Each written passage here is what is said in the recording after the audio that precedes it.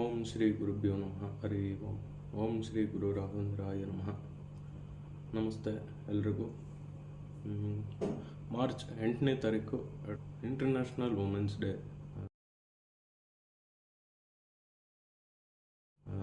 World wide celebrate ಮಾಡಲಾಗುತ್ತೆ. Women's day ಬಗ್ಗೆ ಕೆಲವೊಂದು ವಿಚಾರ ಇವತ್ತು ಹೇಳೋಕ್ಕೆ ಇಷ್ಟಪಡ್ತೀನಿ. ವುಮೆನ್ಸ್ ಡೇ ಸ್ಟಾರ್ಟ್ ಆಗಿದ್ದು 1910ನೇ ಇಸ್ವಿಲಿ. ಇದು ಶುರುವಾಗೋದಕ್ಕೆ ಮೂಲ ಕಾರಣ ಬಂದ್ಬಿಟ್ಟು ಜರ್ಮನ್ ಅವ್ರ ಹೆಸರು ಕ್ಲಾರಾ ಝೆಟ್ಕಿನ್ ಅಂತ. ಅವರು ಬಂದು ವುಮೆನ್ ರೈಟ್ಸ್ ಅಡ್ವೊಕೇಟ್ ಆಗಿರ್ತಾರೆ. ಸೊ ಅವರು 1910ನಲ್ಲಿ ಅವರು ಹೇಳ್ತಾರೆ ಪ್ರತಿಯೊಂದು ದೇಶದಲ್ಲೂ ವುಮೆನ್ಸ್ ಡೇ ಸೆಲೆಬ್ರೇಟ್ ಮಾಡಬೇಕು ಅಂತ. ವುಮೆನ್ಸ್ ಡೇ ಸೆಲೆಬ್ರೇಟ್ ಮಾಡೋದಕ್ಕೆ ಮೂಲ ಉದ್ದೇಶ ಬಂದು ಕಷ್ಟದಲ್ಲಿರೋ ಹೆಣ್ಮಕ್ಳಿಗೆ ನ್ಯಾಯ ಸಿಗಬೇಕು ಆ್ಯಂಡ್ ಸಾಧನೆ ಮಾಡಿರೋ ಹೆಣ್ಮಕ್ಳಿಗೆ ಗೌರವ ಸಿಗಬೇಕು. ಇದೇ ಮೂಲ ಉದ್ದೇಶ. ಸ್ನೇಹಿತರೆ, ಇತ್ತೀಚೆಗೆ ತುಂಬ ಸುದ್ದಿ ಆಗ್ತಾ ಇದೆ ಕೆಲವೊಂದು ವಿಚಾರವಾಗಿ. ಸೊ ನಾನು ಅದ್ರ ಬಗ್ಗೆ ವಿಚಾರ ಮಾಡುವಾಗ ಕೆಲವೊಂದು ವಿಚಾರ ತಿಳ್ಕೊಂಡೆ. ತುಂಬ ಹೆಣ್ಣು ಶೋಷಣೆಗೆ ಒಳಗಾಗ್ತಾ ಇದ್ದಾರೆ ನಮ್ಮ ದೇಶದಲ್ಲಿ. ಅದು ಒಂದು ತುಂಬ ಬೇಸರದ ಸಂಗತಿ. ಸೊ 2012ನೇ ಇಸ್ವಿ ಆದಮೇಲೆ ಇವತ್ತವರೆಗೂ ಪರ್ಸೆಂಟೇಜ್ ವೈಸ್ ನೋಡಿದಾಗ ತುಂಬಾ ಹೈಯೆಸ್ಟ್ ಪರ್ಸೆಂಟೇಜ್ ಕೇಸಸ್ ದಾಖಲಾಗ್ತಾ ಇದೆ. ಯಾವ ವಿಚಾರವಾಗಿ ಅನ್ನೋದು ನಿಮಗೆ ಗೊತ್ತಾಗಿರುತ್ತೆ ಅನ್ಕೊಂತೀನಿ. ಅತ್ಯಾಚಾರ cases last year 2024 31,000 rape cases ದಾಖಲಾಗಿದೆ. ಅಂದರೆ ದಿನಕ್ಕೆ ಏನಿಲ್ಲ ಅಂದರೂ ಸರಾಸರಿ 90 ಹುಡುಗಿರು ನಮ್ಮ ದೇಶದಲ್ಲಿ ರೇಪ್ಗೆ ಒಳಗಾಗ್ತಾ ಇದ್ದಾರೆ, ಅತ್ಯಾಚಾರಕ್ಕೆ ಒಳಗಾಗ್ತಾ ಇದ್ದಾರೆ. ಇದು ತುಂಬ ಎಲ್ಲರೂ ಕೂಡ ಯೋಚನೆ ಮಾಡಬೇಕಾಗಿರೋ ವಿಷಯ ಕೂಡ ಹೌದು. ನಮ್ಮ ದೇಶದಲ್ಲಿ ಹೆಣ್ಣಿಗೆ ತುಂಬಾ ಗೌರವ ಇದೆ. ನಮ್ಮ ಧರ್ಮದಲ್ಲಿ ತುಂಬಾ ಗೌರವ ಇದೆ. ನಾವು ನದಿಗೆ ಹೆಣ್ಣಿನ ಹೆಸರು ಇಟ್ಟಿದ್ದೀವಿ. ಗಂಗಾ ನದಿ, ಯಮುನಾ ನದಿ, ಕಾವೇರಿ ನದಿ, ನರ್ಮದಾ ನದಿ ಅಂತ. ನಾವು ಮಾತೃಭಾಷೆ ಅಂತೀವಿ, ಪಿತೃಭಾಷೆ ಅಂತ ಹೇಳೋದಿಲ್ಲ. ಸೊ ನಾವು ಮಾತೃಗೆ ಅಷ್ಟು ಗೌರವ ಕೊಡ್ತೀವಿ, ಹೆಣ್ಣಿಗೆ ಅಷ್ಟು ಗೌರವ ಕೊಡ್ತೀವಿ. ಆಮೇಲೆ ಮಾತೃಭೂಮಿ ಅಂತೀವಿ ನಾವು, ಪಿತೃಭೂಮಿ ಅಂತ ಎಲ್ಲೂ ಹೇಳೋದಿಲ್ಲ. ಸೊ ಯಾರಾದರೂ ಪಿತೃಭೂಮಿ ಅಂತ ಹೇಳ್ತಾರ? ಮಾತೃಭೂಮಿ ಅಂತ ಹೇಳೋದು. ಆಮೇಲೆ ಎಷ್ಟು ನಾವು ಪ್ರಕೃತಿಗೆ ಹೆಣ್ಣಿಗೆ ಹೋಲಿಸ್ತೀವಿ. ಸೊ ಪ್ರಕೃತಿ ಮಾತೆ ಅಂತೀವಿ. ಸೊ ನಾವು ಹೆಣ್ಣಿಗೆ ಇಷ್ಟೆಲ್ಲ ಗೌರವ ಕೊಡ್ತೀವಿ. ಅಂಥ ನೆಲದಲ್ಲಿ ಇಷ್ಟು ಅತ್ಯಾಚಾರ ಆಗ್ತಾ ಇರೋದು ತುಂಬ ಒಂದು ದುಃಖದ ಸಂಗತಿ. ಸೊ ನಾನು ಇತ್ತೀಚೆಗೆ ಒಂದು ಕೇಸ್ ಸ್ಟಡಿ ಮಾಡಿದೆ, ಕೆಲವು ವರ್ಷಗಳ ಹಿಂದೆ ಆಗಿರೋದು. ಅಲ್ಲಿ ಹುಡುಗಿ ಅವತ್ತಿನ ದಿನ ಅವ್ರ ಮಾವ ಸಿಗ್ತಾರೆ. ಅವರು ಸಾಯಂಕಾಲ ಕಾಲೇಜಿಂದ ಹೋಗ್ತಾ ಇರುವಾಗ ನನಗನ್ನಿಸ್ತು ಹುಡುಗಿ ಅದಾದಮೇಲೆ ಅತ್ಯಾಚಾರಕ್ಕೆ ಒಳಗಾಗಿ ಸಾಯ್ತಾಳೆ. ಸೊ ನಂಗೆ ಅನಿಸಿದ್ದು, ಅವ್ರ ಮಾವ ಸಿಕ್ಕಿದಾಗ ಅವ್ರ ಮಾವ ಕೆಲಸ ಎಲ್ಲ ಬಿಟ್ಟು ಮನೆಯವ್ರಿಗೂ ಬಿಟ್ಬಿಟ್ಟು ಹುಡುಗಿನ ಅಲ್ಲೇ ಹತ್ರದಲ್ಲೇ ಇದ್ದಿದ್ದು, ಆ ಮನೆ ಬಿಟ್ಬಿಟ್ಟು ಹೋಗ್ಬೋದಾಗಿತ್ತಲ್ಲ ಅವ್ರ ಕೆಲಸಕ್ಕೆ ಅಂತ ಅನಿಸ್ತು ನನಗೆ. ನಿಜವಾಗ್ಲೂ ಅದು ವಿಚಾರ ಕೇಳಿ ಅವಾಗ ಎಲ್ಲೋ ಎಸ್ಕೇಪ್ ಆಗ್ಬಿಡ್ತಾ ಇದ್ಲೇನೋ ಅವಳು ಆ ಒಂದು ದುರ್ಘಟನೆಯಿಂದ ಅಂತ ಅನಿಸ್ತು. ಸೊ ನಾನು ಎಲ್ಲರಿಗೂ ಹೇಳ್ತೀನಿ, ಸೊ ನಿಮ್ಮ ಅಕ್ಕ ಆಗಿರ್ಬೋದು, ತಂಗಿ ಆಗಿರ್ಬೋದು, ಅಥವಾ ನಿಮ್ಮ ಸ್ನೇಹಿತೆ ಆಗಿರ್ಬೋದು, ಯಾರೇ ಆಗಿರ್ಬೋದು, ಎಲ್ಲಾದರೂ ಈ ಥರ ಒಬ್ಬಂಟಿಯಾಗಿ ಏನಾದರೂ ಹೋಗ್ತಾ ಇರುವಾಗ ನೋಡಿದ್ದೆ ಅದಲ್ಲಿ ನೀವು ಜೊತೆಗೆ ಹೋಗಿ ಅವ್ರ ಮನೆಯವ್ರಿಗೂ ಡ್ರಾಪ್ ಮಾಡಿ. ಒಬ್ಬರನ್ನೇ ಯಾವತ್ತೂ ಹಂಗೆ ಬಿಟ್ಬಿಟ್ಟು ಹೋಗಬೇಡಿ. ಇವತ್ತಿನ ದಿನ ಕಲಿಯುಗದಲ್ಲಿದ್ದೀವಿ ನಾವು. ತುಂಬ ಯಾರನ್ನೂ ನಂಬೋಕ್ಕೆ ಪರಿಸ್ಥಿತಿಲೇ ಇಲ್ಲ, ಅಷ್ಟು ಒಂದು ಪರಿಸ್ಥಿತಿ ಕೆಟ್ಟಿದೆ. ಸೊ ಭಾಳ ದುಃಖ ಆಗುತ್ತೆ ಈ ವಿಚಾರ ಮಾತಾಡೋದಕ್ಕೆ. ಬಟ್ ಆದರೆ ಇದು ಸತ್ಯ. 30,000 ಕೇಸಸ್ ಅಂದರೆ it's not A joke. So ಒಂದು ಕೇಸ್ ಕೂಡ ಆಗಬಾರ್ದು ಅಂತ ನನ್ನ ಒಂದು ಆಸೆ.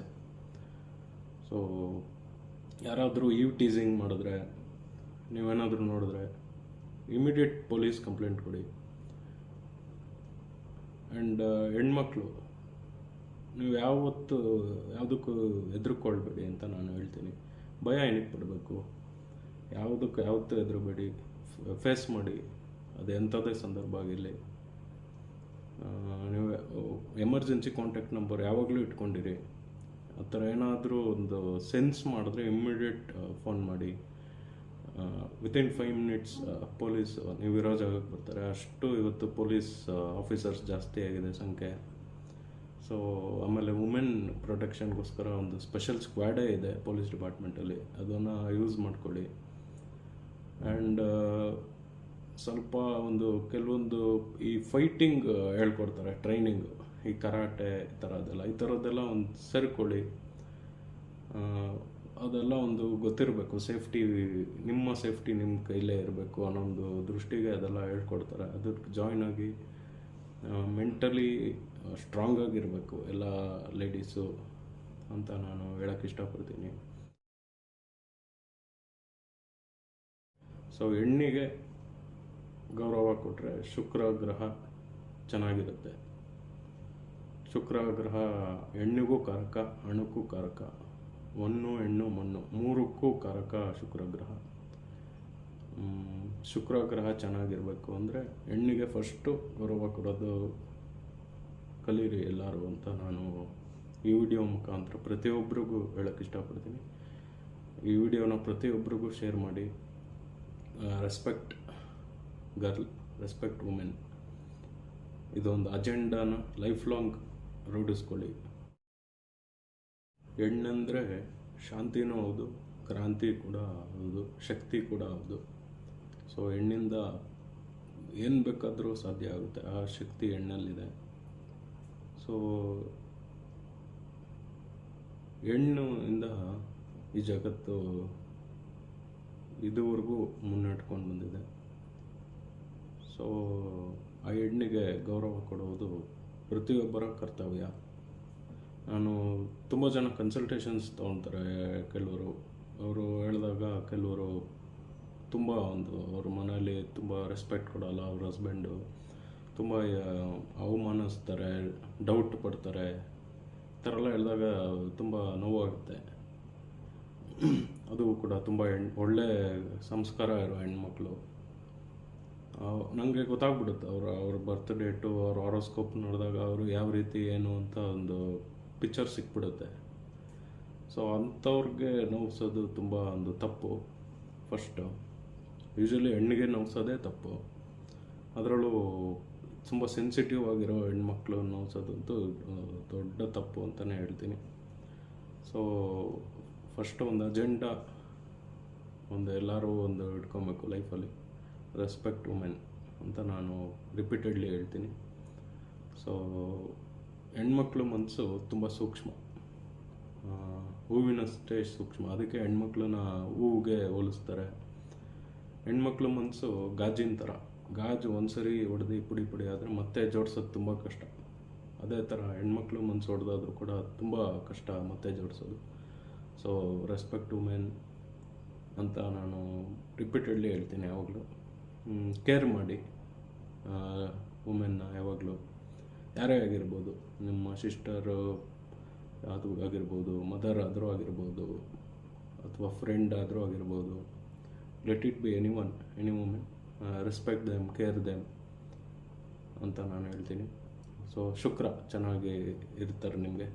ಸೊ ಅದೆಂಥದೇ ಕಷ್ಟ ಬಂದರೂ ಕೂಡ ನೀವು ಹೆಣ್ಣಿಗೆ ಗೌರವಿಸೋದ್ರಿಂದ ಏನೋ ಒಂದು ಲಾಸ್ಟ್ ಮೂಮೆಂಟಲ್ಲಿ ನಿಮಗೆ ಅದರಿಂದ ಸೇವ್ ಅಂತೂ ಆಗ್ಬೋದು.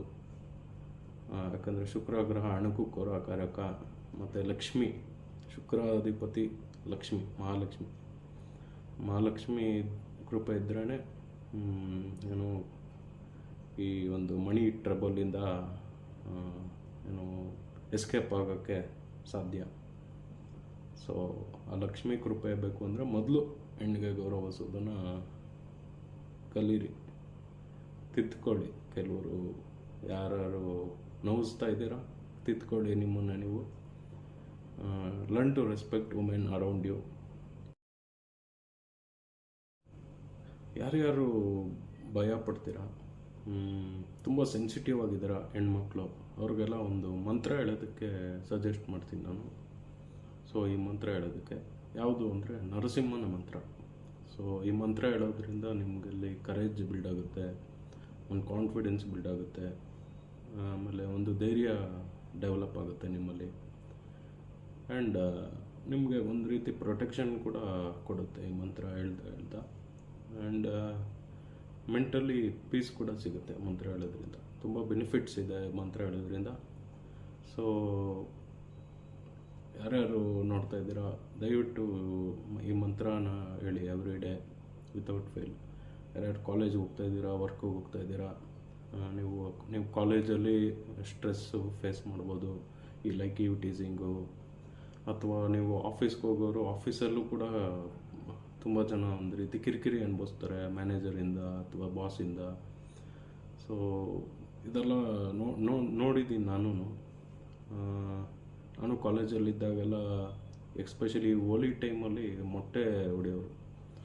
ಅವಾಗ ನನ್ನ ಮುಂದೆ ಏನಾದರೂ ಆ ಥರ ಘಟನೆ ಆದಾಗ ನಾನು ವಾಯ್ಸ್ ರೈಸ್ ಮಾಡಿದ್ದೀನಿ. ತುಂಬಾ ಅವಾಗೆಲ್ಲ ಬೇರೆ ಥರನೇ ಇದ್ದೆ ನಾನು. ಅವಾಗ ವಾಯ್ಸ್ ರೈಸ್ ಮಾಡ್ತಾಯಿದ್ದೆ. ಆಮೇಲೆ ನಾನು ಕೆಲವೊಂದು ಸಂಘಟನೆಯಲ್ಲಿ ಆ್ಯಕ್ಟಿವ್ ಆಗಿದ್ದೆ ಈ ಮುಂಚೆ. ಅವಾಗೆಲ್ಲ ನಾನು ಸಾಕಷ್ಟು ಜನ ಹೆಣ್ಮಕ್ಳಿಗೆ ಸಹಾಯ ಮಾಡಿದ್ದೀನಿ ನನ್ನ ಕಾಂಟ್ಯಾಕ್ಟ್ಸ್ ಹೆಲ್ಪಿಂದ.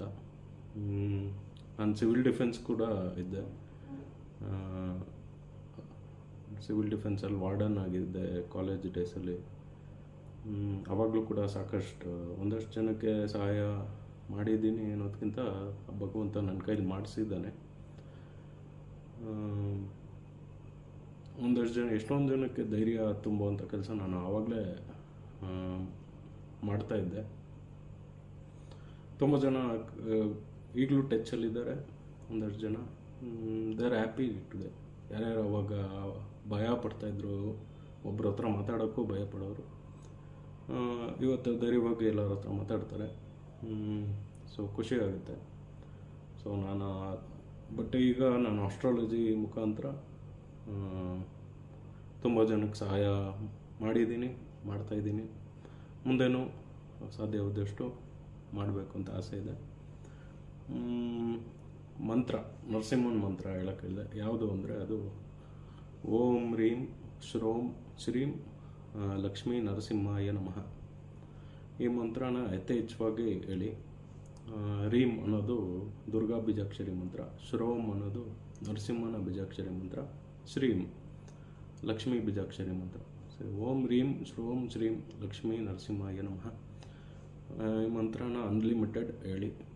ಸೊ ಈ ಮಂತ್ರ ಅನ್ಲಿಮಿಟೆಡ್ ಹೇಳೋದ್ರಿಂದ ಏನೇ ನೆಗೆಟಿವಿಟಿ ಇದ್ದರೂ ಕೂಡ ಅದು ಕ್ಲೀನ್ಸ್ ಆಗುತ್ತೆ ಒಂದು.